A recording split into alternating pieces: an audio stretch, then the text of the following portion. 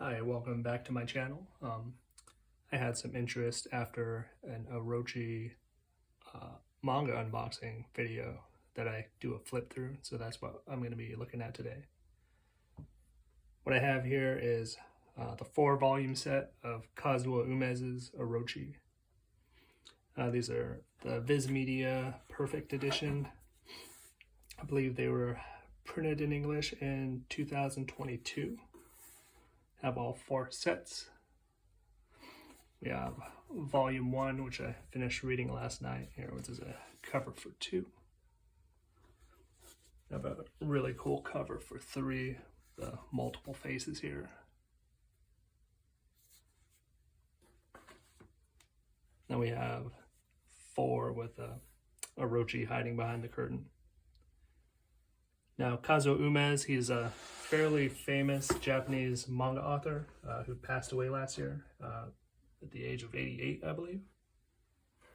He's really well known for his horror and his comedy gag manga.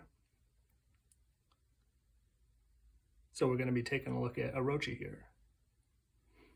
Now, OROCHI is kind of an unusual figure.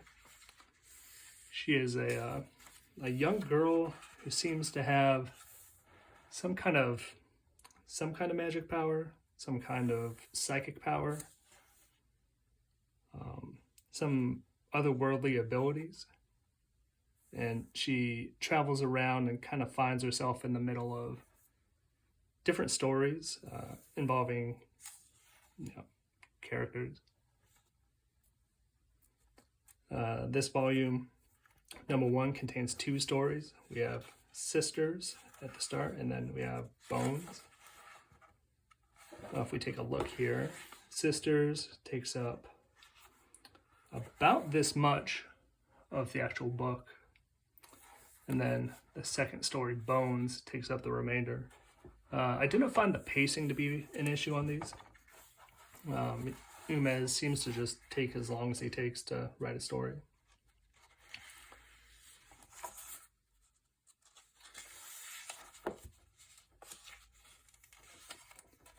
And OROCHI was first serialized in, I believe it was 1969, 1970, in Weekly Shonen Sunday. So here we have like a pretty familiar motif from Umezz's other work. It's kind of like a circular ink lines indicating wind. You see it repeated here on the first page. The storm moves in. This is a really cool pattern. So OROCHI arrives at a town.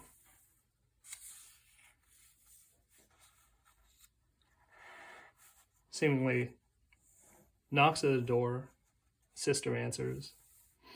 Without really explaining why, OROCHI touches the sister's head and seems to be able to either mind control her or suggest her to gain entrance into the house. It's not really clear why she chose that house, or why she was drawn there.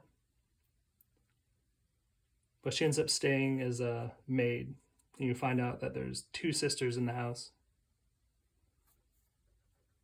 Both of them are kind of under a family curse. But when they turn 18, they lose their beauty and become ugly. And the story kind of follows the dynamic between the 2 sisters as one of them approaches her 18th birthday.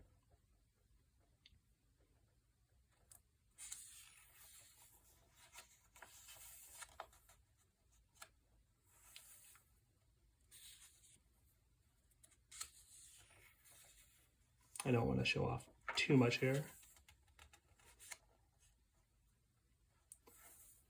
I'll be flipping forward to the next story, Bones.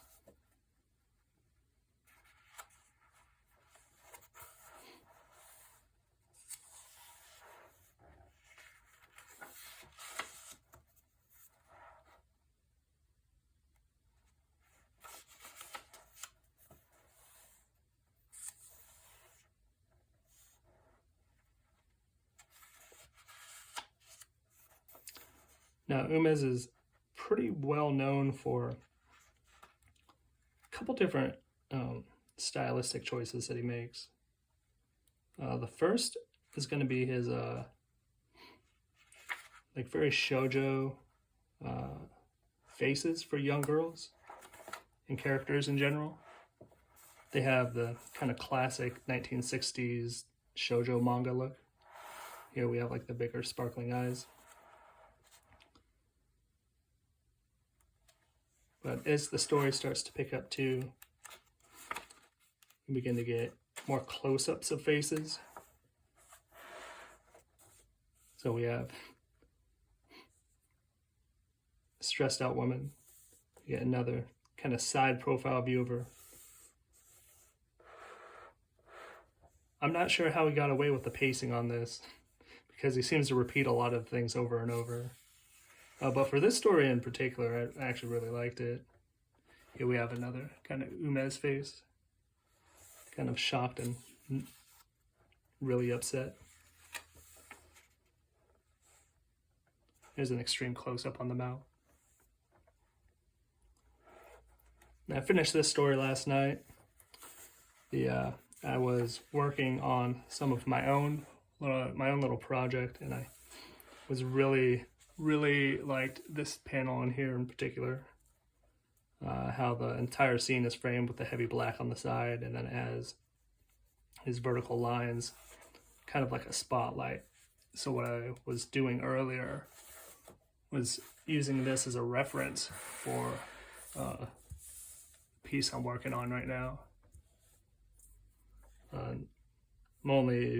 I've just started this, so it's actually a lot more difficult than I had first imagined, because these are these lines here, like we see with Umezz's work, looks to be hand drawn in. I probably had an assistant for that, if he had an assistant, because it's even doing this line on my own was really tedious.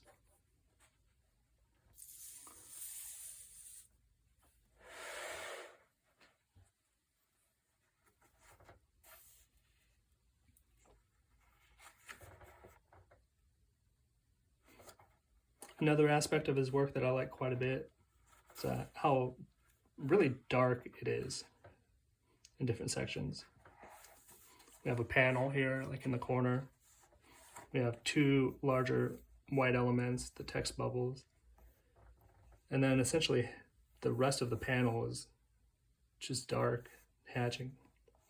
We have the character's face white and some of her dress in white just to make her pop on the background.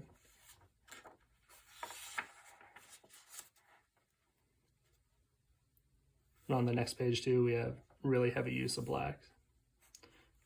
Umezz gets this really neat texture in the background too. I like the big, really expressive, very thick speed lines there.